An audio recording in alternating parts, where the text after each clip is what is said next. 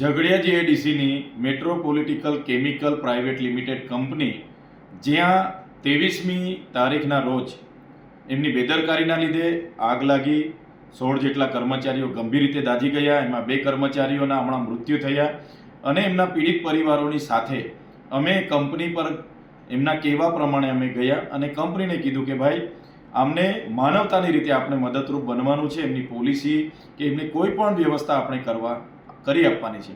ત્યારે ત્યાંની પોલીસે 5 દિવસ સુધી કોઈ પણ જાતની એફઆઈઆર આ કંપની પર કરી નથી.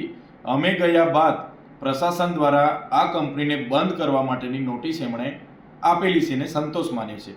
સવાલ એ થાય છે, કોઈ પણ ઘટના ઘટે, કોઈ મૃત્યુ પામે તો પ્રાથમિક તારણ મુજબ એવી કંપની પર એફઆઈઆર કરવી પડે, 0 હોર્સથી એફઆઈઆર કરવી પડે અને જે પણ જવાબદારો છે એની તપાસ કરીને એમના પર યોગ્ય કાર્યવાહી કરવાની જોગવાઈ હોય છે, જે પોલીસ પ્રશાસન દ્વારા કરવામાં આવેલ નથી.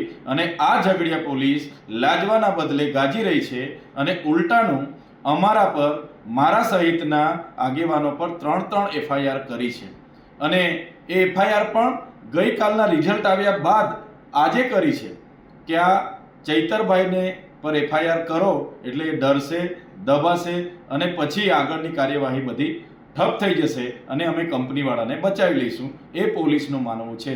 ત્યારે અમે પોલીસના એ અધિકારીઓને કહેવા માંગીએ છીએ, તમારી આવી ખોટી એફઆઈઆરોથી, તમારી જેલોથી અમે ડરવાવાળા લોકો નથી.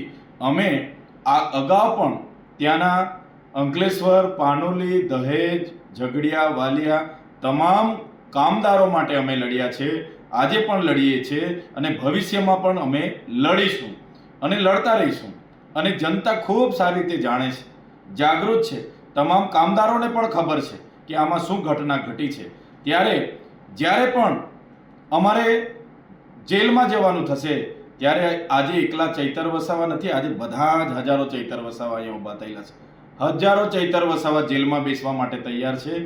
અને અમે આવનારા દિવસોમાં તમામ કામદારોને પણ અપીલ કરીશું અને જ્યારે પણ અમારે જેલમાં જવું પડશે, પૂરી તૈયારી સાથે જેલમાં જઈશું, જેલ પણ બેઠીશું. પણ અમારું કામ જે કામદારોને ન્યાય આપવાનું છે, એક ન્યાય અમે આપીને રહીશું. આ 16 પરિવારના લોકોને ન્યાય આપવાનું કામ અમારું છે, એ ન્યાય અપાવીને રહીશું. એમની સાથે ક્યાંય અન્યાય નહીં થવા દઈએ, એમના પરિવારો સાથે અન્યાય નહીં થવા દઈએ, એની અમે ખાતરી આપીએ છીએ.